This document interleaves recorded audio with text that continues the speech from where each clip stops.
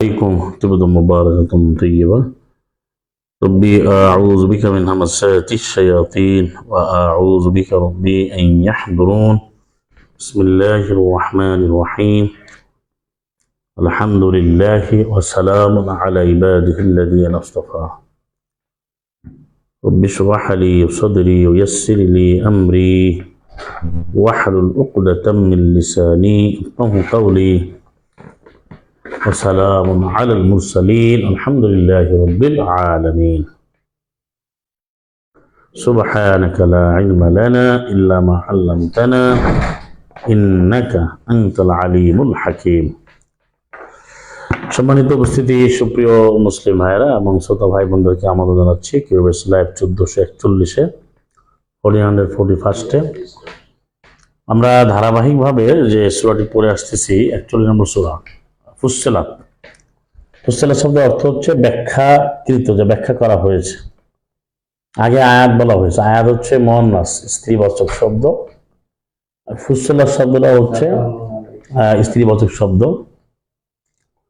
আল্লাহ রাব্বুল আলামিন বলছেন যে কিতাব এবং ফুসসিলাত আয়াতুহু, এটা এমন একটি কিতাব যে কিতাবের সব আয়াতগুলো ব্যাখ্যা করা হয়েছে।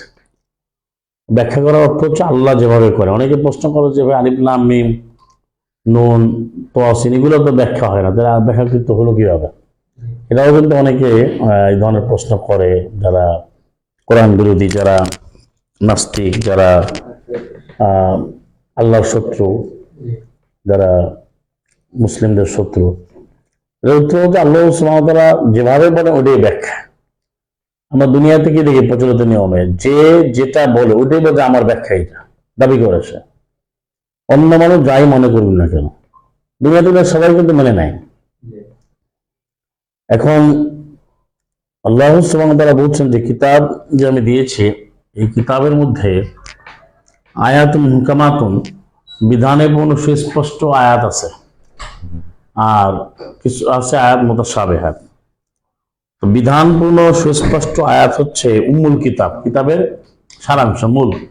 মানে মূল কি? এটা হচ্ছে আমাদের করণীয় বর্জনীয়, ডুজ এবং ডোন্টস, ল অ্যান্ড অর্ডার। যেটা আমাদের আইন বিধানটা তো জীবন গঠনের জন্য খুব দরকার, কিন্তু আইন বিধান তো জীবন চলে না। আর একটা হচ্ছে মুতাশাবিহ, যেটা তোমার প্রয়োজন নাই, এটা আল্লাহ ভালো জানেন, আল্লাহর ভালো। এটা হচ্ছে একেবারে সুসামঞ্জস্যপূর্ণ, দুর্বোধ্য। ওমা ইয়ালামু তা'ওয়ীলাহু ইল্লাল্লাহ, আল্লাহ ছাড়া এর বিশ্লেষণ ব্যাখ্যা কেউ জানে না। তো এই যদি ব্যাখ্যা হয়ে গেল, এখন আলিফের অর্থ খোঁজা এটা আল্লাহ বলেন না, এটাই মানতে হবে। মানে কোরআনের কাছে আসলে নিজেকে নত করতে হবে, যে আল্লাহর বান্দা যা বলেন তাহলে সে মুসলিম হতে পারবে। পাল্টা প্রশ্ন করে যে নিজের মতো করে উত্তর খুঁজতে গেলে সে মুসলিম হতে পারবে না। যেভাবে নিজের মতো করে উত্তর খুঁজতে ইবলিস চেয়েছিল, ইবলিস কিন্তু পরাস্ত হয়েছে, নিক্ষিপ্ত হয়েছে, ধিক্কৃত হয়েছে, নিন্দিত হয়েছে।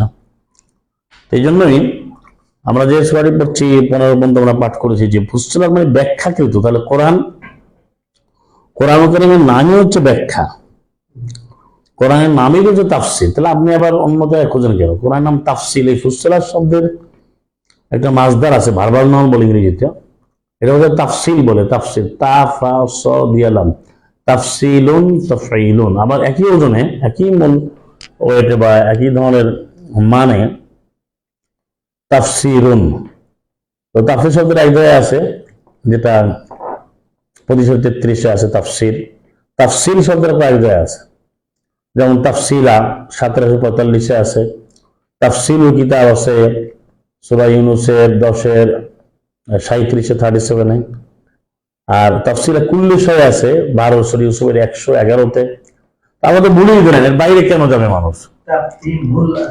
না, ফাহাম না আছে, তাফহিম না। তাফহিম ফাহামও আল্লাহ পক্ষ থেকে, ফাহাম না ব্যবহার হচ্ছে নবীদের ক্ষেত্রে, মানে আমি বুঝিয়ে দিয়েছি, ব্যাখ্যা আমি করে দিয়েছি। অনেক অনেক আয়াত আছে, কিন্তু বিষয়টা হচ্ছে যে মানুষের পরে খোঁজে, তাই খুঁজতেই পারে। কে খুঁজবে? মুশরিকরা খুঁজবে। এখানে তো ভাগটা এই জায়গায় যে আমরা কিন্তু এখানে মিলাই ফেলি যে সবাই কেন বুঝবে, এটা তো আল্লাহ বলেন না। কোরআন সবার জন্য, কিন্তু সে বুঝবে না, তাহলে আমাদের করে বোঝানোর দরকার আছে।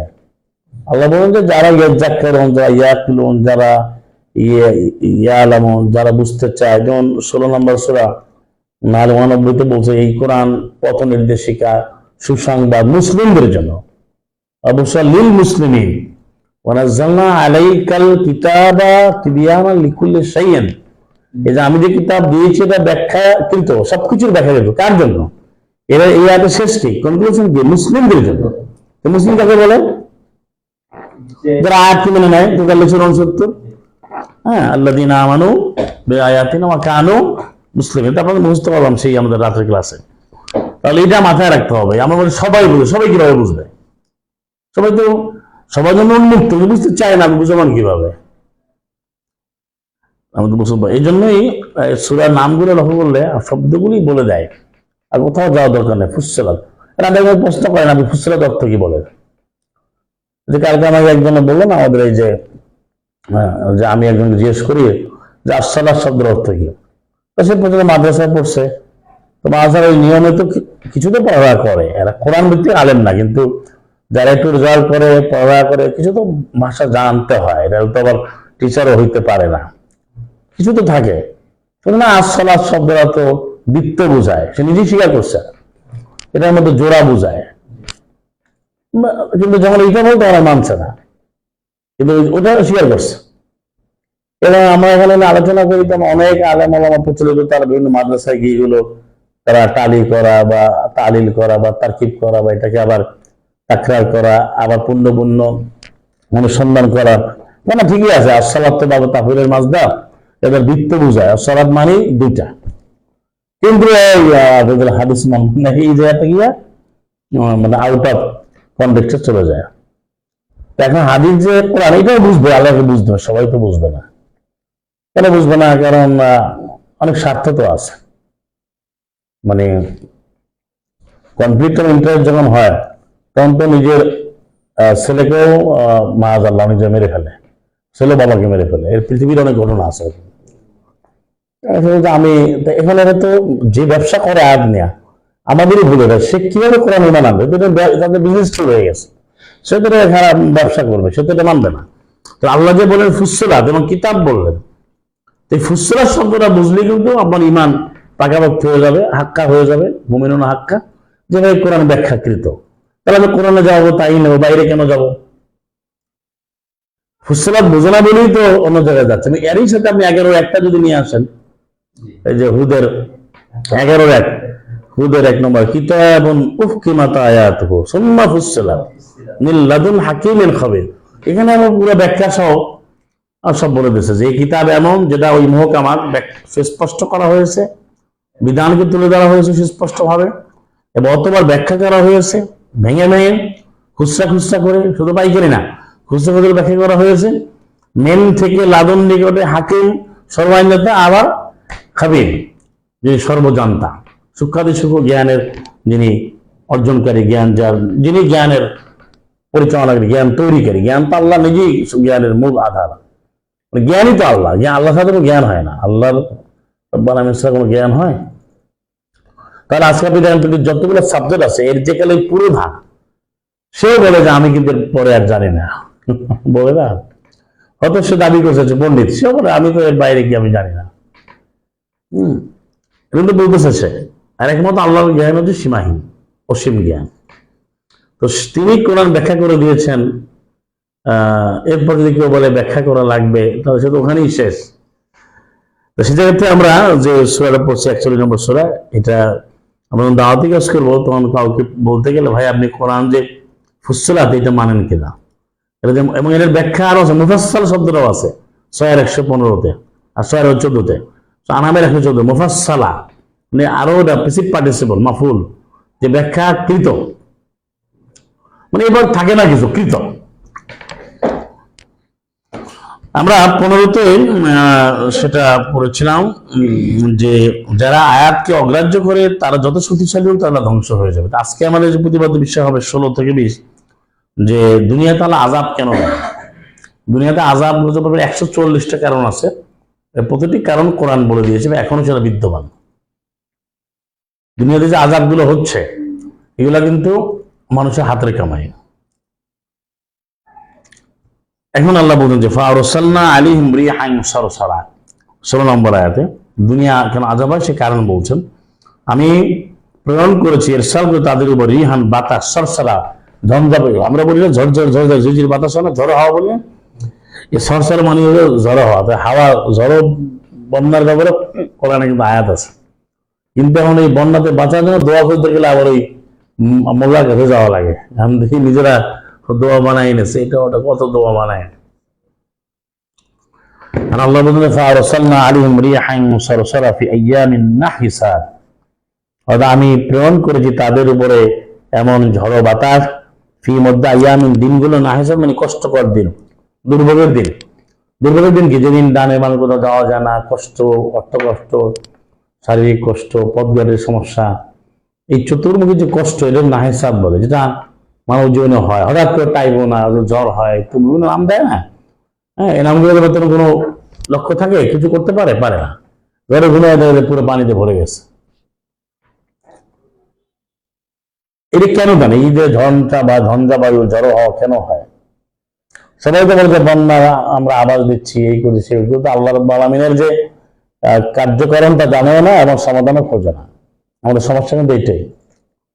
আবার হয়তো আজকে পৃথিবীতে প্রশ্ন করা হয় যে সমস্যা কি, অনেক ব্যাখ্যা দেয়। সমস্যা কিন্তু একটাই, যে সে আল্লাহ রাব্বুল আলামিনের কিতাব কোরআন সে জানে না, চেনে না, বোঝে না, এটাই সমস্যা, আর কোনো সমস্যা নেই। এটা যদি বোঝে জানতো তাহলে কাফের হয়ে থাকলে আরামে থাকতো। এটা আমি এই সেন্সে বলছি যে কাফের তো অধিকার আছে, যে কাফের হইতেই পারে, জোর করে মুসলিম বানানো যাবে না। এটা তো 18-29 বলে দিচ্ছে।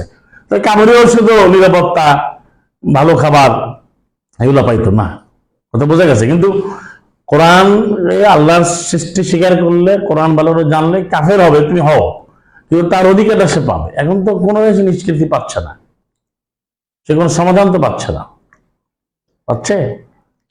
যাদেরকে আপনি মডেল বলা হয়, তাদের যদি ব্যক্তিগত জীবন এবং তাদের সামাজিক জীবন আলোচনা করে, ভয়াবহ নোংরা, আবর্জনাময়, এবং তারা মানুষের কল্যাণের কথা বলতে আসে, কিভাবে হবে? তো হয় না। এই জন্য আমাদের ওই দিনগুলো, যে দিনগুলো মানুষ নিজে অর্জন করছে, এখন বিপদ আসতেই আছে। 665 বলছে না আজাব হবে, ফাওকা আজাব, আজাবের উপর আজাব, কারণ নিজেরাই দলাদলি করছে। এখন মারামারি কাটাকাটি শুরু হয়ে গেছে। কারণ কি? লিনুদি কহ, আমি তাদেরকে আস্বাদন করাবই আযাবুল খিজি, অপমানের শাস্তি, ফিল হায়াতুদ দুনিয়া, দুনিয়ার জীবনে, দুনিয়ার শাস্তি যেটা হয়, যেটা আমরা এই 30-41 বারবার করে আমরা পড়েছি, যহরাল ফাসাদ বিল বাররি ওয়াল বাহর বিমা কাসাবাত আইদিন নাস লিউযীকাহুম বা'দাল্লাযী মা আমিলু লাআল্লাহুম ইয়ারজিউন।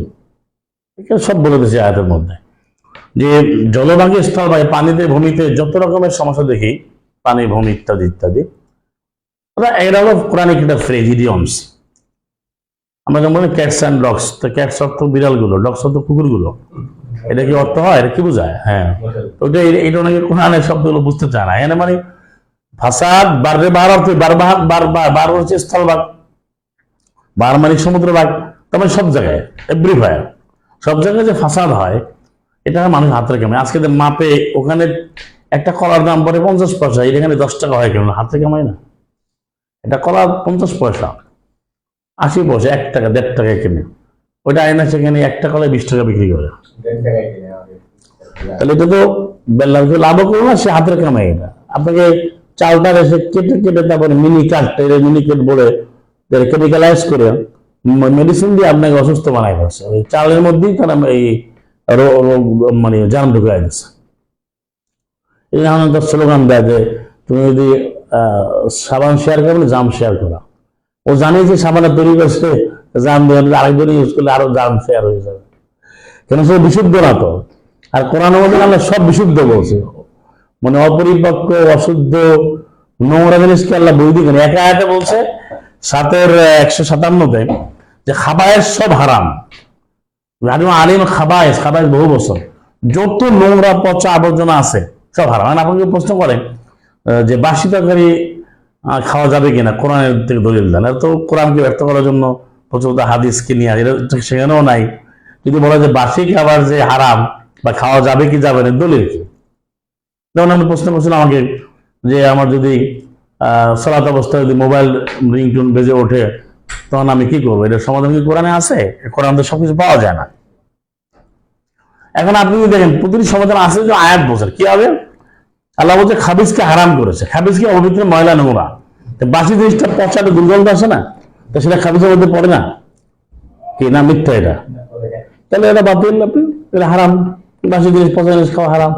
আর এই বাসি জিনিসকে কাউকে দেওয়া যাবে না। এটা আবার 100 বাগারাতে 168 থেকে 69, 267 অনেকগুলো আয়াত আছে। তুমি পবিত্র বস্তু তুমি খরচ করো, তুমি যেটা চোখ বুঝে দিলেও তুমি নিবা না, মানে তোমাকে দিলেও তুমি নেবা না। তাহলে আপনি যে জিনিসটা খাবেন না ওটা অনেকে দেওয়া যাবে না। আচ্ছা না, বিরিয়ানি পোলাও রান্না হয়েছে, টাইম ওভার হয়ে গেছে, এখন একটু হালকা ব্যালেন্সমেন্ট শুরু হয়ে গেছে, খারাপ বন্ধ, কিন্তু খাওয়া অনেকে বাধ্য হয়ে খায়, আপনি খাবেন না, যেটা অনেকে দেওয়া ওটা বাতিল, ওটা বাতিল। অনেকে প্রশ্ন করে যে আমার বেআই ফল নিয়ে আসছে, বেআই মুশরিক, এখন আমি কি করবো, এটা কি অ্যাকাউন্ট দিতে পারবো না? ওটা যদি মুশরিক হয় তাকে আপনি গ্রহণ করবেন না, আমি তার টাকাটা ব্যাক করে দেবেন। কিভাবে?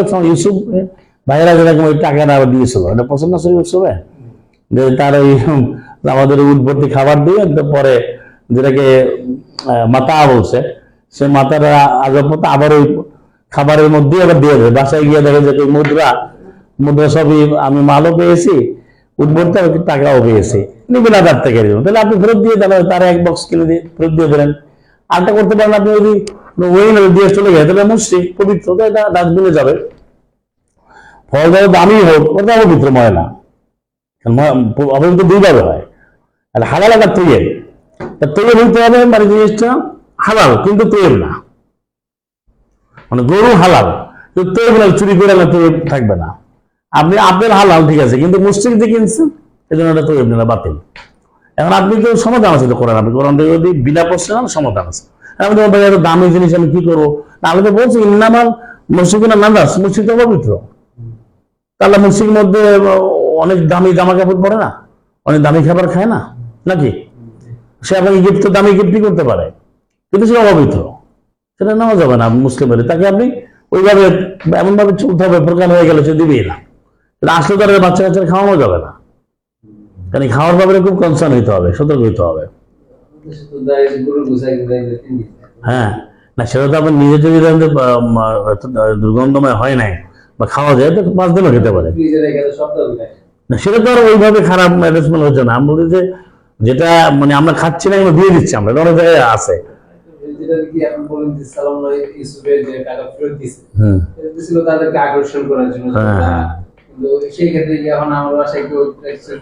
না সেটা বলতে তাকে আমি দিয়ে দেবো, ওই পরিমাণ সে দিয়ে আছে তাকে আমি দিয়ে দেবো, যদি এইটাতে আমি ওই পরিমাণ দিয়ে দেবো তাকে, তাকে আমি একটা গিফট পাঠাই দেবো, অসুবিধা দেখি সমান সমান করে।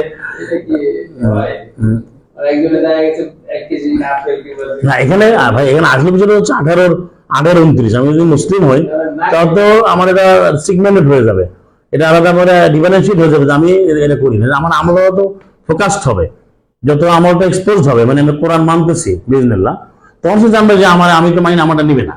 এখন যদি দেয় তাহলে এইটা তো আমি খেতে পারবো না, আমাকে সরাই ধরতে হবে। তাকে জানালে কষ্ট হয়, সে চলে গেছে, আমি এটার জায়গায় অন্য জায়গায় হবে, এটা খাওয়ার জন্য থাকবে না, অন্য কাউরে খাওয়ানো যাবে না, কেন আমি না খেলে অন্যকে খাওয়াবো কেন? না আমরা তো, আমি তো সুখান হারাম, আমি অন্যকে সুখার খাওয়াতে পারবো? আমি মদ না পান করলে অন্যকে মদ পান করাতে পারবো? এটা হলো হাদিস হারাম, এই হারামের ক্ষেত্রে পড়ছে।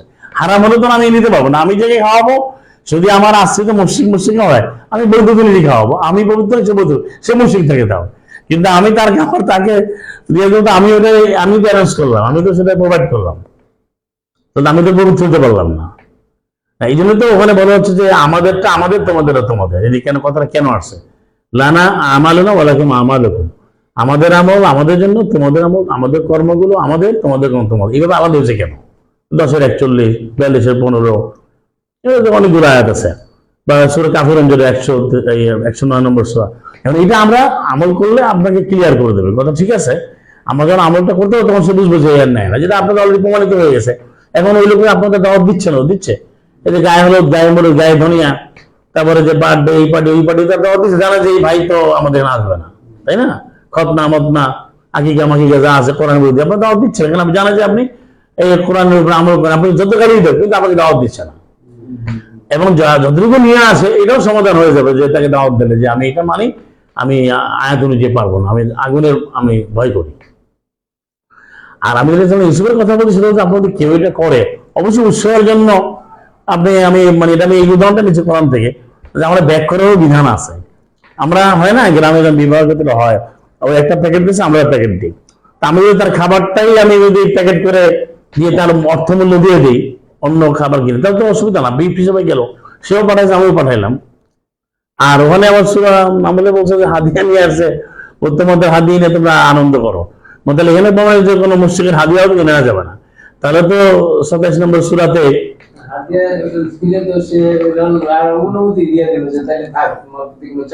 এইটাই তো বলছি আমি। এটা তো সে একজন নবী, তাকে বলছে যে আমি আপনাকে কি লাগে হাদিয়া আসে দেবে, কিন্তু তখন সে তোমাদের হাদিয়া তোমরা খুশি থাকো, আল্লাহ আমাদেরকে যা দিয়েছেন এটা 27 নম্বর সূরা নামলের। আবা আতানি আল্লাহ, আল্লাহকে দিয়েছেন খায়রুম মিম্মা আতাকুম, তোমরা যা দিয়েছো তার থেকে আল্লাহ আমাকে যদি অনেক অনেক অনেক উত্তম, সুবহানাল্লাহ। সুতরাং বাল আনতুম বিহাদিয়াতিকুম তাফরাহুন, তোমরা তোমাদের হাদিয়া নিয়ে খুশি থাকো। তবে মুশরিকের হাদিয়া নেওয়ার কোনো প্রশ্নই আসে না। এটা তো আমরা চলমান প্রক্রিয়া, মানে আমরা মুসলিম হতে আমাদের পুরোটা মানতে হবে, এখন আগে তো জানতে হবে সেটাই। হ্যাঁ, এখানে কিন্তু এটা বলা হচ্ছে, আপনি দেখেন কথা প্রশ্নের কথা এসে যায় আমাদের এখানে দেখেন যে হিন্দু তার ব্যবস্থা করবে না তার ব্যাপার, কিন্তু প্রচলিত যারা কিন্তু তারা পূজা করার সময় তাদের জায়গায় কিন্তু এরাও মুসলিম না, ঠিক আছে, তারা পাগল হয়ে যায়। ওরা কিন্তু পাগল হচ্ছে না আপনার জায়গায়, তো ওরা কিন্তু বলে যে না ও ঘরে আসতে পারবে না, ওদের খাওয়া যাবে না, ওরা কিন্তু ওদেরটা মানতেছে, এটাই আর কি। তো কারণটা বলছিলাম এখানে যে পবিত্র আর অপবিত্র আল্লাহ। তাহলে আমরা যদি বলি যে আয়াত মানে যে আল্লাহ খাবিজকে হারাম করবে, খাবিজ কি যেটা হারাম, যেটা খাওয়া যায় না, এটাই তো রটেন জিনিস, পচা জিনিস। আল্লাহ বলুন যে এইগুলো আমি কেন করছি, খারাপ দিন আসবে তাদেরকে আমি দুনিয়াতে শাস্তি দেবো। কেন? কারণ ওলা আযাবুল আখিরাতের শাস্তি হচ্ছে আখজা, সবচেয়ে অপমানজনক, সবচেয়ে অপমানজনক শাস্তি হচ্ছে আখিরাতের শাস্তি। লা ইউনসারুন, তারা সাহায্যপ্রাপ্ত হবে না। অর্থাৎ আমি তাদেরকে অপমানজনক শাস্তি দুনিয়াতে দিচ্ছি, কেন? আখিরাতের শাস্তি আরো ভয়াবহ, আরো অপমানজনক। কেন? আমি তার সাহায্যপ্রাপ্ত হবে না। তো দুনিয়ার শাস্তি হবে, কি কারণে হবে? এই যে আল্লাহ আয়াত না মানলে শাস্তি বিভিন্ন রূপে কিন্তু আসতেছে। এই ঝড় এবং জ্বর হওয়া, জঞ্জাও তো শাস্তি।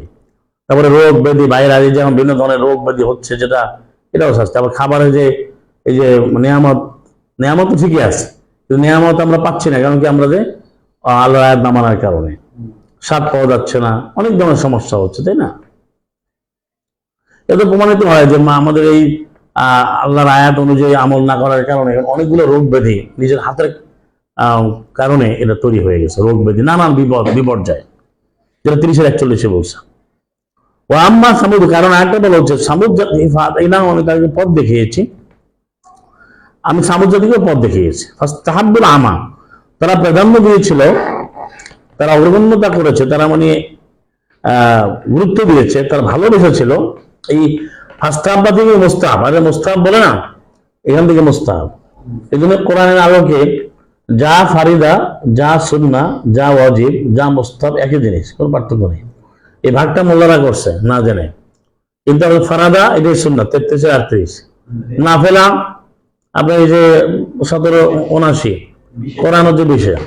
তারপরে মুস্তাহাব মানে যে ইস্তেমা মানে ভালোবাসা, প্রিয়তর হওয়া, যেটা 9-23 তাহাব্বুল কুফর আল ঈমান, যারা কুফরিকে প্রাধান্য দেয় ঈমানের চাইতে, তাহলে মুস্তাহাব আর কি, এখান থেকে মুস্তাহাব।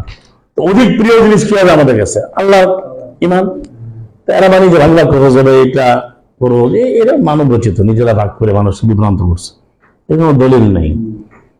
তারা অন্ধত্বকে প্রাধান্য দিয়েছে আল হুদা, সত্য পথের উপরে। ফাহাজাত হুম সয়কাতুল আযাব, তাদেরকে পাকড়াও করলো সয়কা, মহা শব্দ, আর সয়ক অর্থ বেহুশ হয়ে যাওয়া, জ্ঞানহীন হয়ে পড়া। হ্যাঁ, সে হতচকিত হয়ে হতভম্ব হয়ে একবারে সেন্সলেস হয়ে গেছে, হ্যাঁ, জ্ঞান শূন্য হয়ে পড়েছে। কেন? সয়কাতুল আযাব বিল হুন, এমন শাস্তির কারণে, হুন মানে তো অপমান, অপমানজনক শাস্তির কারণে। কারণ কি?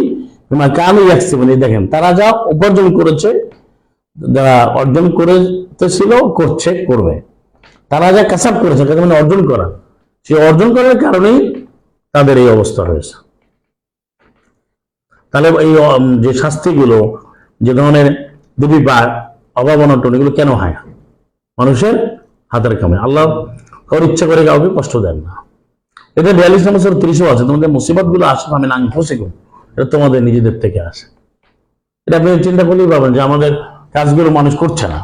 আপনার বলেন যে আমাদের যে রোডের যে অ্যাক্সিডেন্ট গুলো হয় অনেক অনেক ব্যাখ্যা দেয়, এটা একমাত্র মানুষের হাতে কামাই। কারণ এরা রোড কিভাবে থাকবে, চক অনেক নীতিমালা আছে, কোনো কিছুই মানে না। তো যার কারণে তো আপনার এটা হবেই। বিদ্যুৎ ভাই বলেন যে ভাগ্যে লেখা ছিল কি আর করার। তারপরে দেখেন যেখানে নিয়ম মানে দেখছেন কম হয় না?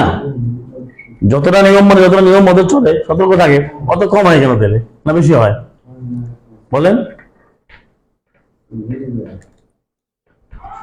এই জন্য এক্সিডেন্ট মানে যে অর্জন করে তিলকা উম্মাতুন লাহা মা কাসাবাত আলাইহা মাকতাসাবাত, 134 যেটা সূরা বাকারা, ওই জাতি যা অর্জন করেছে তা তারা পাবে। এই কাসাব মানে অর্জন, উপার্জন করা, যে যারা আয় করে, তাহলে এই অপরাধটা সে আয় করে, অর্জন করে, এসিভ করেছে, সে অনুযায়ী শাস্তি হয়, সে অনুযায়ী তার শাস্তি হয়, সেটা ইহকালীন হয় পরকালীন হয়।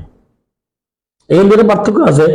যে কোরআন মানে যে মুসলিম যে সালামুল্লাহ মুরসালিন সালাম মুহাম্মদ অনুসরণে তারও এগুলো হলে সেটা পরীক্ষা হবে, কিন্তু মুসলিমের এই পরীক্ষা যেটা আমরা সূরা আনকাবুতে পাই 2 এবং 3, সেটা হচ্ছে পরীক্ষা, আল্লাহ পরীক্ষা করেন।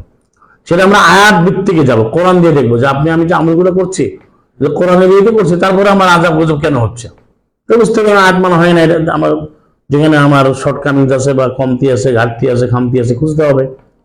আরেকটা হচ্ছে যে আল্লাহ পরীক্ষা করছেন, সবকিছু আমি ঠিক করতেছি আল্লাহ আয়াত অনুযায়ী, কিন্তু আমার আল্লাহ পরীক্ষা করেন।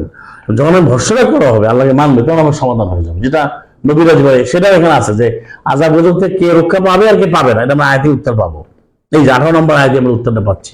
পরে ওয়ানাজ্জাইনাল্লাযীনা আমানু ওয়া কানু ইয়াত্তাকুন, এই আমরা অনেক আযাব গজব যেগুলো দুনিয়াতে বিগত দিনে দেখেছি, ভাই ওখানে যায় না, বা এটা করবেন না, এখন কোরআনে ক্লাস করার দরকার নেই, কারো বলা দরকার নেই, আপনাদের ধরে নিয়ে যাবে, মেরে ফেলবে, গুলি করবে, বুড়ি বুড়ি কথা শুনছি বিগত বছরগুলো বলছি, যত অল্প সময় আল্লাহ দিয়েছেন আর দয়া।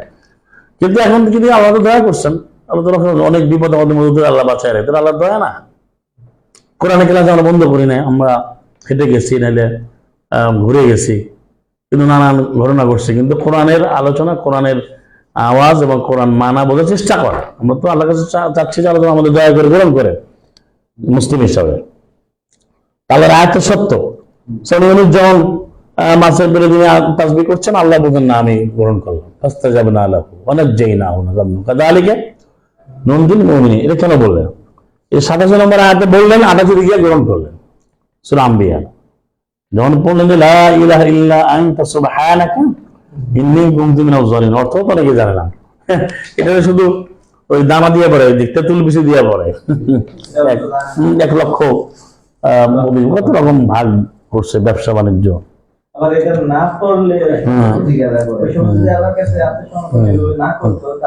সেটা তো বলে দিচ্ছে, কোন সত্যিকারের ইলাহ ইল্লাল্লাহ নাই আপনি ছাড়া, আপনি পবিত্র, আমি অত্যাচারীদের মধ্যে একজন। আর বললেন যে আল্লাহ বলেন যে আমি সাড়া দিয়েছি তাকে, ফাস্তাজাবনা লাহু, আমি সাড়া দিয়েছি, এবং তাকে এই বিপদ থেকে আমি রক্ষা করেছি, নাজাত দিয়েছি। এবং এখানে আল্লাহ শেষ করেন না, ওয়াকাযালিকা নুনজিল মুমিনিন, এভাবেই আমি যারা মুমিন যারা তাদেরকে রক্ষা করছি এবং করবো। ওয়াকাযালিকা দিয়ে আল্লাহ কিন্তু বলে দেন যুগ যুগ ধরে সবসময়ের জন্য এই রক্ষা চালু থাকবে যারা মুমিন হবে। এখন তাহলে সত্য আছে এবং আল্লাহ সত্য, কোন সন্দেহ আছে কেন?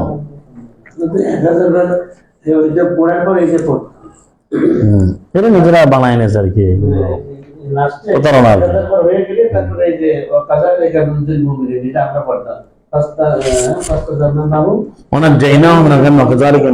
এটা তো আল্লাহ বলেছেন, তো আল্লাহ বলেন যে কেন ওনার জাইনা আমি নাজাত দিয়েছি, আমি রক্ষা উদ্ধার করেছিলাম, রক্ষা করেছি আল্লাযীনা, তাদেরকে যারা যারা আমারও যে ঈমান এনেছে। এখন ঈমান বোঝেন অনেক রকম, আমাদের ঈমান তো আছে, কোন ঈমান? যে ঈমানটা 182 অনুযায়ী শিরক যুক্ত হয় নাই, যে ঈমানটা হবে মুমিন হবে 15 অনুযায়ী, মানে কোরআনের আলোকে ঈমান। জীবনে কোনদিন শুনছেন ঈমান দিয়ে মানে কোরআনের আলোকে? কি ঈমান দেবে? কোরআনের আলোকে। ওয়া কানু ইয়াত্তাকুন, এবং তারা যাদের রক্ষা করেছি তারা আল্লাহর আয়াত মানার ব্যাপারে সবসময় সতর্কতামূলক আচরণ করে আসতেছিল, মানে সতর্ক হয়ে সদা সাবধানী হয়ে তো আল্লাহ আইন বিধানকে কার্যকর করে আসতেছিল।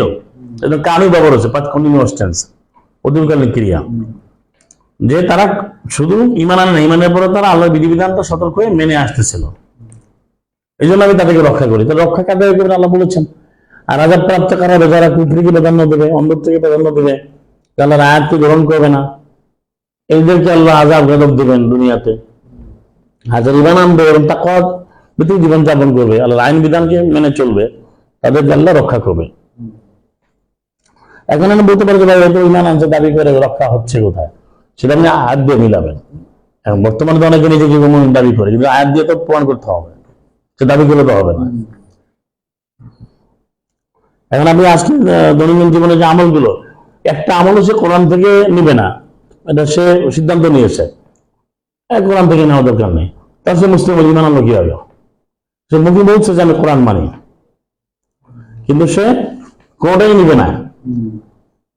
তাহলে আল্লাহ বলেন আমি যারা ইমান আনে তাদেরকে আমি রক্ষা করেছি। এবং এই জন্য এখান থেকে প্রমাণিত হয় যে আজকে পৃথিবীতে যারা মুসলমান দাবি করে, মুসলিম না, তারা কিন্তু মার খাচ্ছে, অপমানিত হচ্ছে, নিপীড়িত হচ্ছে, নিগৃহীত। কারণটা কি? তারা কি আসলে মুসলিম? আল্লাহ আয়াত বলে যে মুসলিমরা রক্ষা করবে, তো রক্ষা পাচ্ছে না। ওয়া কানা হাক্কান আলাইনা নাসরুল মুমিনিন, এভাবে 50টা আয়াত আছে কোরআনে যে মুমিনদেরকে আল্লাহ বিজয় দেবেন, তারা সুরক্ষিত, তারা অত্যন্ত মর্যাদাবান। আল্লাহ বলে আমার হক হয়ে যায়, আমার উপর দায়িত্ব, অবশ্যই মুমিনদের সাহায্য করবোই। সূরা রুমের 30-47। তাহলে মুমিন হলে সে সাহায্য পেলে কোথায়? সেই ইরাক হোক, আর আফগানিস্তান হোক, আর এই মিয়ানমার হোক, যেখানেই হোক। অনেকে মনে করে আমি তো ক্ষমতায় বসছি, আমার তো বিজয় আছে, এই ক্ষমতারও সে বুঝে না। মানে ক্ষমতায় বসলেই সে মনে করে যে বিজয় আসছে। এটা আমাকে মিলাতে হবে কোরআন আয়াতের সাথে।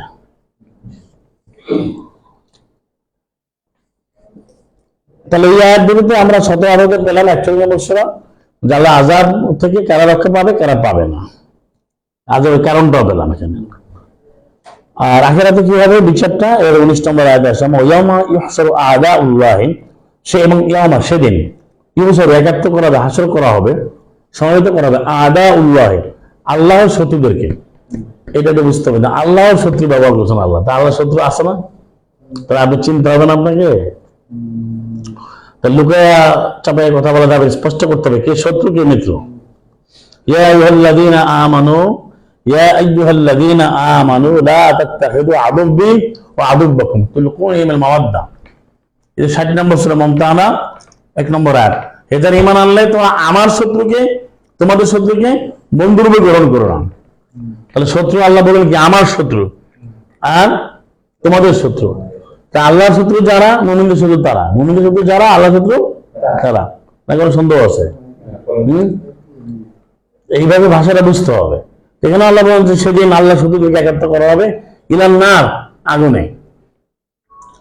এই ইলার ব্যাখ্যা যারা বোঝে না, ওই ইলাল্লাহ রাত বন্ধ করে, ইলামের দিকে, আমি তো রাতের রাত তো হবে, এই সূর্য ডুবতেছে, এটা তাহলে আগুনের দিকে বলবে, আগুনের দিকে বলতে কি বোঝায়? মানে আগুন, মানে ইলা মানে হচ্ছে নার, আগুন, ইলা মানে পর্যন্ত, দিকে, যেটাই বলেন আপনি, কিন্তু আসলে আগুন হইতে হবে। এই আগুন আর পানি হবে, পানি হবে ইলা লাইল বলে রাত, রাত হইতে হবে, এটা তো সন্দেহ হলে হবে না।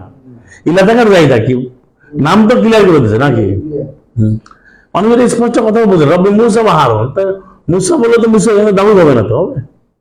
হ্যাঁ, ইলান নার, আগুনের মধ্যে তাদেরকে নেওয়া হবে, আগুনের দিকে, তারা আগুনের সামনে দাঁড়াবে, আগুনের দিকে নিয়ে তাদের সামনে আগুন থাকবে না, তাদের আগুনের দর এনে দাঁড় করা হবে। ধোয়া বলছে আগুন, তাহলে অনেকে তো বলে ধোয়া দিলে আগুন আছে, তাহলে আগুন বলছে, ধোয়া কিন্তু বলে না, ধোয়ার আগুন আছে দোকান। যখন তারা আগুনের মধ্যে তাদেরকে দাঁড় করানো হবে, একত্র করা হবে, তাদেরকে যখন বন্টন করা হবে, দলে দলে ভাগ করা হবে। এই শত্রুগুলাকে তুমি এই জাহান্নামে, এই জাহান্নামে তুমি আগুন, এইখানে যাও, এখানে যাও, যেহেতু জাহান্নামের 7টা গেট আছে না, বলছেন না সূরা ইতে 38 তো আছে, জাহান্নামের 7টা গেট আছে। তো সেখানে ইউজারমান বিন্দু বন্টন করা হবে যে আল্লাহর শত্রু দিকে, তাদেরকে তো বলছে আল্লাহর শত্রু, এবং শত্রুদের বহু বছর আল্লাহর শত্রু আছে। এখন আমরা আল্লাহর শত্রু চিনি? হ্যাঁ, 123 পড়েন সূরা তাওবা, ইয়া আইয়ুহাল্লাযীনা আমানু কাতিলুল্লাযীনা ইয়ালুনাকুম মিনাল কুফফার ওয়া লিয়াজিদুকুম গিলজা। ঈমান আনলে তোমার নিকটতম কাফেরদের দিকে তোমরা সশস্ত্র লড়াই করো, নিকটতম কাফের কারা? দেখা যায় আপনার বাপ কাফের, মা কাফের, বউ কাফের, সন্তান কাফের, প্রতিবেশী কাফের, ভাই কাফের, শ্বশুর কাফের, শাশুড়ি কাফের, শালা কাফের, এইগুলো নিকটতম কাফের, প্রতিবেশী কাফের। এগুলোর মধ্যে নিকটতম কাফের তুমি আগে সশস্ত্র লড়াই করো। আল্লাহর শত্রুদের নাম বলে তোমাকে একটা নাম বলতে পারি না, সবাই তো আল্লাহর শত্রু। যারা কোরআনকে গ্রহণ করেছে আল্লাহর শত্রু না। এই জন্য ওই একটা মিলাইতে বলছে মুসলিমরা কেন অপবিত্র, যে আল্লাহকে স্বীকার করে না নয় রাখায়, তার সাথে অপবিত্র, তার সাথে কোনো সম্পর্ক থাকতে পারে না, তাই তো আর মুসলিম হওয়া যাবে না। হ্যাঁ, হলো না। এটা কঠিন একটা বড় পরীক্ষা, যেটা নবীরা জায়গা মতো ত্যাগ করে গেছে, স্থান ত্যাগ করতে বাধ্য হয়েছে, হিজাব করতে বাধ্য হয়েছে, এবং সেটা ইমান রক্ষার জন্য, কিন্তু ইমান রক্ষার জন্য। এবং বলছে তো তারা যেন তোমাদের কঠোরতা পায়। এখন দেখা যায় যে কাফেরের লাগে আমরা খুব আরাম করে আনন্দ কবি করে কথা বলি, আর যারা কোরআন মানতে চায় তাদের সাথে খুব খারাপ ভাবে দেখা যায় আর কি, অত আন্তরিকভাবে কথা কম বলা হয়, দেখা যায় দু একটা উদাহরণ আছে। কিন্তু কাফেরের সাথে কিন্তু এরাই চলতে বলছে, এবং তাদের সাথে গেলজা, মানে যে আল্লাহকে মানে না যেন গেলজা হইতে হবে, কারণ সে তো আল্লাহর আয়াতের সাথে শত্রু। সে যদি ইম্পাওয়ার্ড হয় সে আরো শত্রুতা করবে, আরো বাদ দেবে। যেমন আমরা দেখি যেখানে এই বাংলাদেশি যে যখনই ক্ষমতা পেয়েছে সে আল্লাহকে গালি দিচ্ছে, সে মুসলিম মানুষ পরে আসেন, কিন্তু এর এজেন্ডা সে আল্লাহকে গালি দিচ্ছে, প্রমাণ আছে। না কোরআনকে গালি দিচ্ছে, না কোরআন পাল্টাতে চায়, না সে নবীকে গালি দেয়, মাআযাল্লাহ, এটাই করছে। আবার যদি একজন লোক বলছে ওখানে নাস্তিক বলে কোরআন পরিবর্তন করতে হবে, আর এখানে কিছু মোল্লা আছে, সবাই না, এরা কাজ যে কোরআনকে পরিবর্তন করে দিয়ে মাআযাল্লাহ, কোরআন তো পাল্টাতে পারবেন, আল্লাহ রক্ষা করেছেন, তারা বই রচনা করে ওইটাই ছাড়া হবে না। হেদায়াত কোরআনের মতো, মুসলিম আরেকটা কোরআন, হ্যাঁ, বুখারী কোরআনের পরে সবচেয়ে বিশুদ্ধ। তো এটা কম শুদ্ধতা করলো, কোরআনের প্রতি ফোকাস রাখলো, ফোকাস গেল হেদায়াত, ফোকাস গেল কুদি, ফোকাস গেল বুখারীতে, ফোকাস গেল ফিকহে, মুসলিমিতে। ওই যে 1000 না 5000 লিখছে, এই যে মহাকবি ওলা শাহনামা, এই যে ফিরদাউস, সে 940-এ জন্ম, সে হাজার হাজার এই যে কাসিদা রচনা করছে, ওইটাই মনে করছে ইসলাম। ওই বতি আলমগীরির ইতিহাস আমরা বলতে চাই না, 200-250 মোল্লা থেকে ভাড়া করে এতেই তো লেখা আছে। তারপর আমাদের কোয়ার্ডার দিয়ে দিয়েছে যে তোমরা লিখবা, এইটা হয়ে গেছে মানুষের মুখে মুখে ফতুয়া আলমগীরি। কিন্তু দেখেন আপনি কোরআনের কথা মানুষ যায় না। আপনার বিগত 50 বছর স্টাডি করেন, মাকসুদুল মুমিন কার ঘরে না আছে বলেন, বেস্তি জবর। তারপরে যে ফাজারের তাবলীগ কার কার ঘরে না আছে বলেন। এখন আবার কি জানি ক্যাম্পেইন করছে রাহিকুল মাকতুম, এটা ঘরে থাকা মানে নবী ঘরে থাকা বলতেছে। আপনি আমি চুপ আছি, ঠিক আছে, কিন্তু তারা তো বলতেছে। তাহলে মানুষ কোরআনকে কোথায় নিয়ে গেছে মাআযাল্লাহ। এই যে মানুষের মুখে মুখে কোরআন নাই, কোরআন আছে কি ভাই মরার পরে একটু ক্ষুদান, এইটারই এখন এটা ফলাফল আসতেছে। 20 নম্বর একটা লোক করেন, এটার সাথে পাবেন হাত্তা ইযা মা জাউহা,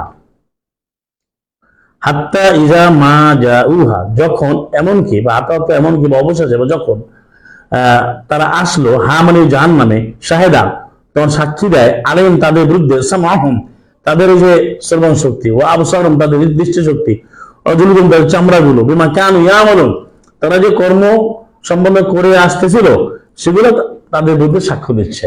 এটার সাথে নিয়ে আসবেন 36-এর 65 আর নেবেন 24-এর 24, যে আমাদের চামড়া, আমাদের হাত, আমাদের পা সব সাক্ষী দেয় এবং কথা বলে। ওখানে আলিয়াউমা নাখতিমু আলা আফওয়াহিহিম ওয়া তুকাল্লিমুনা আইদিহিম, এটা সূরা ইয়াসিনের 36-এর 65। আজকে আমি তোমাদের মুখগুলোকে মোহরাঙ্কিত করলাম, কারণ মিথ্যা কথা বলবে, তখন মিথ্যা বলবে না আল্লাহ আমি তো কোরআন মানছি, কি বলেন আমি না মানছি, ঠিক আছে সাজদা দাও, রুকু দাও। তখন বলবে তোমার হাত আমার সাথে কথা বলবে, তারপরে পা সাক্ষী দেবে যা অর্জন করছে।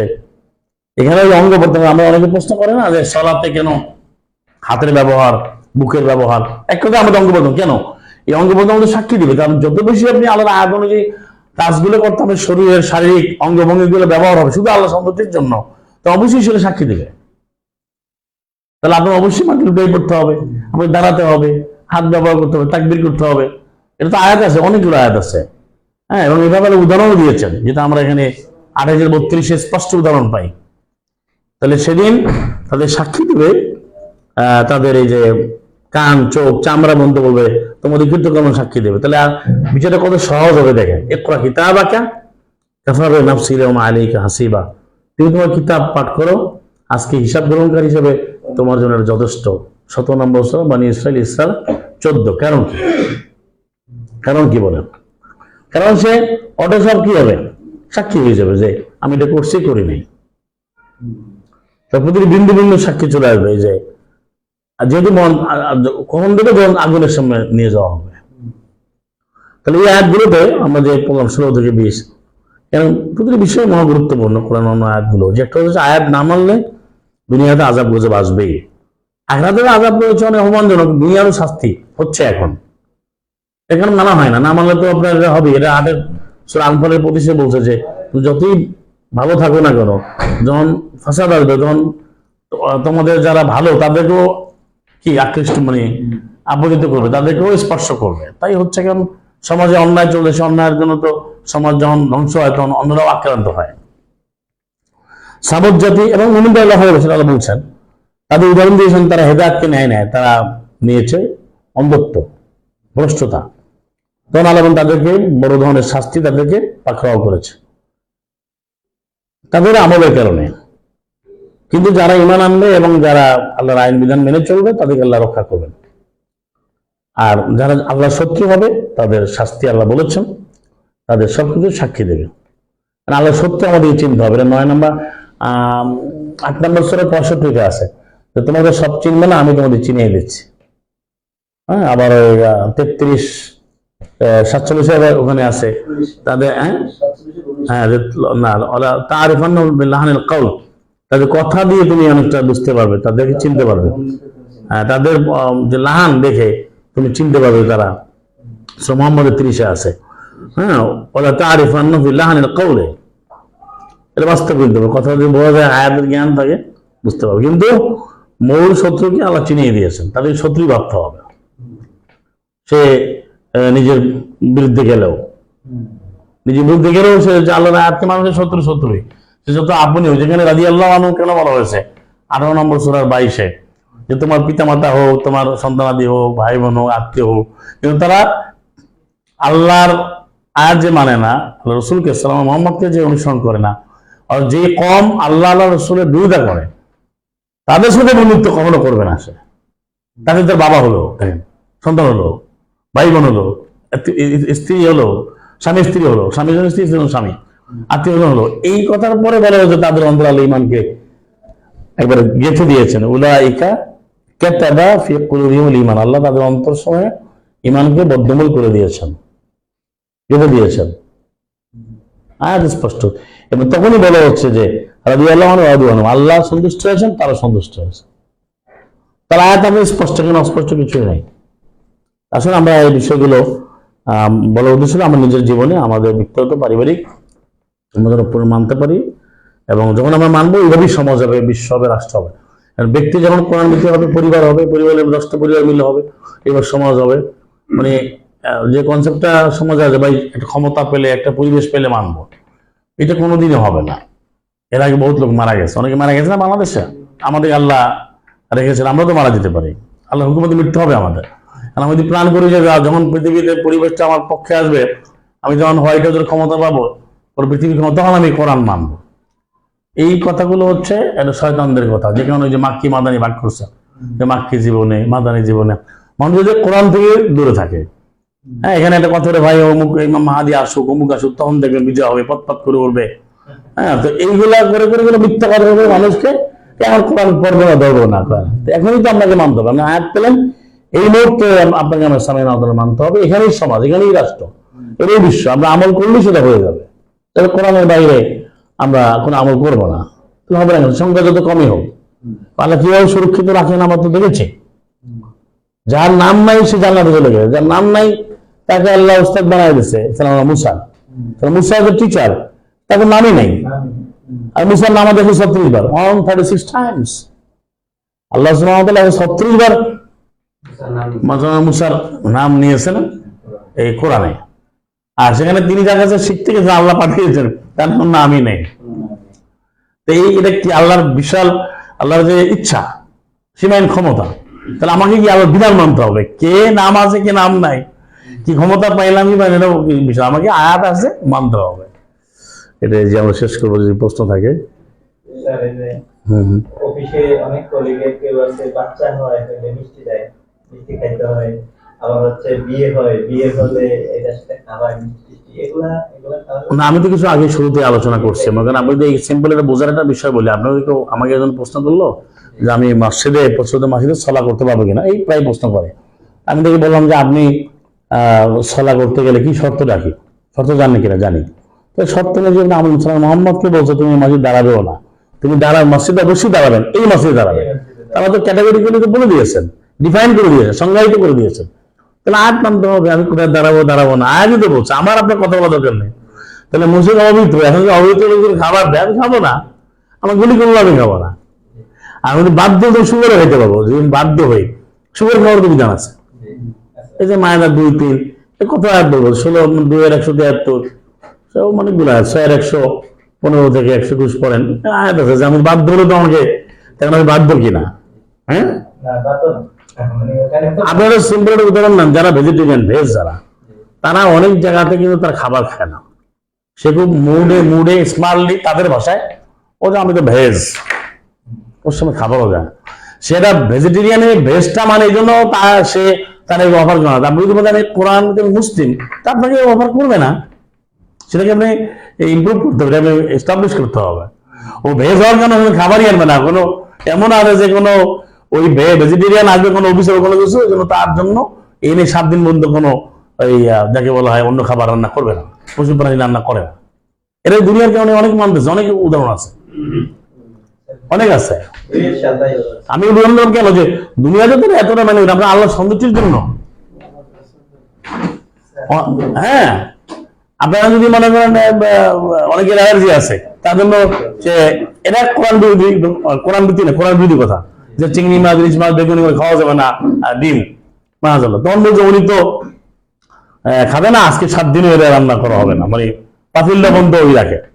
তো ওটা মেনটেন করে তাকে খুশি করার জন্য, তখন আল্লাহর বাবাকে লেখা পাওয়ার জন্য অঙ্কানে লেখা রব্বি ফলিয়ামাল আমালান সালিহা ওয়ালা ইউশরিকু ফি ইবাদাতি রাব্বি আহাদা। রবের সাক্ষাতের জন্য আমি বলবো আমি মুসলিম, আমি এটা জানাতে হবে না যে আমি খাই না, তোমার আপনি না আমি খাই না, অনেকে তো মিষ্টিও খাই না। এটা আমাকে আমল করতে হবে, যা যার আমল তার ভিন্ন। হ্যাঁ আছে। ইব্রাহিম কেন বললাম আমি সাকিব, তুই কেন বললাম আমি সাকিব, কেন বললাম ইন্নি সাকিব? আমরা যে কিনা খাইতেছি সেটাই মুশকিল। না কিনে খাওয়া যায় না, না খাওয়া যায় কিনে খাওয়া যায় না। 18 নম্বর সূরার 18 ফলো করছেন, 17-18 আসবে খাওয়ার যে শিরকের বিরুদ্ধে যুদ্ধ করে সম্পূর্ণ জাতিতে আলাদা হয়ে রাকিব এবং কাব দুইটা জায়গায় একাত্র হলো। যে রাকিব স্থানীয় লোক, কাব হচ্ছে যারা গুহাতে ছিল, হ্যাঁ, পিপল অফ কেভ। তো তারা উপরে বাজারে গেল, আপনি আপনার হালাল পয়সা দিয়ে বাজার করে সমস্যা নেই, আপনি বাধ্য হয়ে যাবে খাচ্ছেন, তাও আমি গোস খাচ্ছেন না, আপনি যতটা পারেন খাবার তো সাথে নিয়ে যাওয়ার বিধান আছে। মুসাদের খাবার নিয়ে গেছেন, তো সেটা আমরা আমল করবো।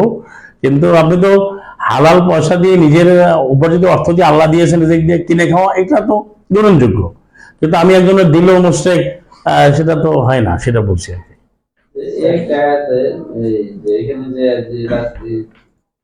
যে 123 যে বলবো যে উপরবর্তী কাফেরদের বিরুদ্ধে তোমরা সশস্ত্র যুদ্ধ করো, নিকটবর্তী কাফের যেটা বলেন যে আরো কাফেরই তো নিকটবর্তী। হ্যাঁ, এখন আরেক একটা আলোচনা হচ্ছে তাদের সাথে নম্র ভালো ব্যবহার করতে। এটা ওই আয়াতের উত্তর আছে যেটা বলছেন, এটা তাকাবুনের যেটা 14, ওখানে আছে 16 যে তোমার ইন্নামান আজওয়াজ আওলাদ, তোমাদের ইন্নামান আজওয়াজ তোমাদের স্ত্রী সন্তানদের মধ্যে শত্রু আছে, সতর্ক থাকে, বদন্যময় আচরণ করো, মানে তাদেরকে এড়াই চলো, ঠিক আছে? তো এড়াই চলবে। এখানে কেন বলছে, যদি সে রুড়ে হয়, আগে পরে আসে, যদি সে আপনাকে অত্যাচার করে, ওই আত্মীয় নিজের আত্মীয় আপনাকে সম্পত্তি বঞ্চিত করে, আপনাকে বের করে দেয়, আপনাকে গৃহহারা করে, মারপিট করে, অত্যাচার করে, সেই ক্ষেত্রে তার বিরুদ্ধে লড়াই করতে বলছে। সে যখন বাধাগ্রস্ত করবে আমাদের, আমার বাপ যদি সাধারণভাবে তো আমি ভালো আচরণ করবো অবশ্যই না। ইসলাম কিন্তু সবসময় ভালো আচরণ করবে, কখন আমাকে বাধা দেবে, ঘর থেকে বের করে দিবেন। ও যে অন্যায় করেছে, অন্যায় প্রতি বাদ হিসেবে তো তাকে ওই অতিরিক্ত তাকে বের করে দিতে হবে। যেমন সালাম মোহাম্মদকে বের করে দিচ্ছে, 940 হয়ে গেছে, ওদেরকে বের করে দিতে হবে। ও তারা বের হয়ে গেছে, থাকতে পারে না, ওরা থাকতে পারে না। তো যে 227 যারা আল্লাহর দৃঢ়কৃত অঙ্গীকার ভঙ্গ করে এবং আল্লাহ যার জোড়া লাগানোর নির্দেশ দিয়েছেন তার ছিন্ন করে। এখানে জোড়া লাগানোর বিষয়টি অবিচ্ছিন্ন রাখতে আল্লাহ নির্দেশ দিয়েছেন। মানে যারা এটা হচ্ছে আপনার অঙ্গীকার, আমরা যে 172 অঙ্গীকার করেছি সূরা আরাফের, আল্লাহর সাথে যে আল্লাহর আইন বিধান মানবো, ওইটা রক্ষা করা, আর আত্মীয়তার সম্পর্ক হচ্ছে কোরআনের ভিতরে হওয়া। এখানে যেটা বলছে মিশা করছে, আল্লাহ তাআলা মিশা করেনি, অঙ্গীকার করেছে যে আমরা যারা মায়েদের একেও আছে আউল উকুদ, এই বন্ধন যে আমি কোরআনের আল্লাহ প্রদত্ত বিধিবিধানগুলোকে বাস্তবায়ন করবো, এইটা রক্ষা করতে হবে। এটা অদা করা পরে অদা ভঙ্গ করা যাবে না এটাই। আর এক্ষেত্রে আত্মীয়তার সম্পর্কে আমরা রক্ষা করবো অবশ্যই। কিভাবে করবো? যেমন সে আয়াতে বিরোধী যদি মুসলিম হয়, আর অমুসলিম আমি দূরত্ব বজায় রেখে চলতে হবে, এরাই চলতে হবে। ওই যে বলছে আমার শত্রু তোমার শত্রুকে বন্ধু রূপে গ্রহণ করো না, তো বলবে সাইডে রাখে, তো আপনার আমার বানানোর কথা না, আয়াতের মধ্যেই তো আছে। তো ওইটা বাধাগ্রস্ত জায়গায় বলা হয়েছে, প্রথম থেকে তো আমরা এটা করবো, পরে এড়াই যেতে হবে। যখন দেখবে সে আপনার অত্যাচার করতে হবে, তখন তার বিরুদ্ধে আমাকে লড়াই করতে হবে, সেই অপশন তো আছে। কোরআন নিয়ে বড় জবাব না, হাতের যুদ্ধেরও আয়াত আছে। হাতে আপনি কখন করবেন? আমি এই দেশে যখন আক্রমণের জন্য যুদ্ধ করে না, আপনি দুনিয়ার ল্যান্ডের জন্য ভাষার জন্য যুদ্ধ করে, তাহলে কোরআন যুদ্ধ করতে হবে। কখন? কারণ আপনাকে কিছু চাপাই দেবে, যখন আপনি অত্যাচার করছে বলতেই দেয় না, তাহলে আপনি করবেন না, সে বের করে আপনি বের করে দেবেন। হ্যাঁ হ্যাঁ, সেটাই সেটাই। হ্যাঁ 9/111 পরে তাদের কি আবার সংজ্ঞায়িত করছে 112 থেকে, আত্মা বেদুন না বেদুন, যারা এইভাবে যুদ্ধ করে আসছে। আয়াতে তো লেখা আছে সবই। না এখন কথা হচ্ছে মুসলিমরা অভাব বিজয়ী থাকবে। এখন যদি আপনি কোরআন মান থেকে আপনি ছোট, আপনাকে যদি মেরিয়ে দেয়, তা আপনাকে যুদ্ধ করতে হবে, নাহলে জালুদ হত্যা করলো কেন? না আপনি এই কথা আমরা কোরআনের ক্ষেত্রে মানুষ মনোভাব ব্যাখ্যা করে, দুনিয়ার যে কোনো কোনো মানুষগুলো লড়াই করে দেখেন। হ্যাঁ, যে কোনো কারণে যুদ্ধ করে না, লড়াই করে না, কেন করে? ইসরায়েল মারতেছে কেন? ইউক্রেনে হচ্ছে কেন? আজকে এই দেশে বাংলাদেশে কি হইলো? পাকিস্তানে কি হচ্ছে? ভারতে কি হচ্ছে? তারা যে কোনো মারামারি করতেছে। তা আপনি আল্লাহর আয়াত পৃথিবীর যখন সময় তৈরি করলো, তার আয়াত আমি কালামুল্লাহ মানবো, সেটা যখন আমি মানতেছে, আমাকে বাধা দেবে, আমাকে তখন আমাকে প্রতিরোধ করতে হবে না। সেটাই। জি জি, সাদাকাল্লাহু ওয়া রাসূলুহু। আমা আলাইনা ইল্লা বালাগুল মুবিন। সামি'না ওয়া আতা'না গুফরানা রাব্বানা ওয়া ইলাইহিল মাসীর। ওয়া আখিরু দাওয়াহুম আলহামদুলিল্লাহি রাব্বিল আলামিন। আসসালামু আলাইকুম। মুবারাকাতুহু।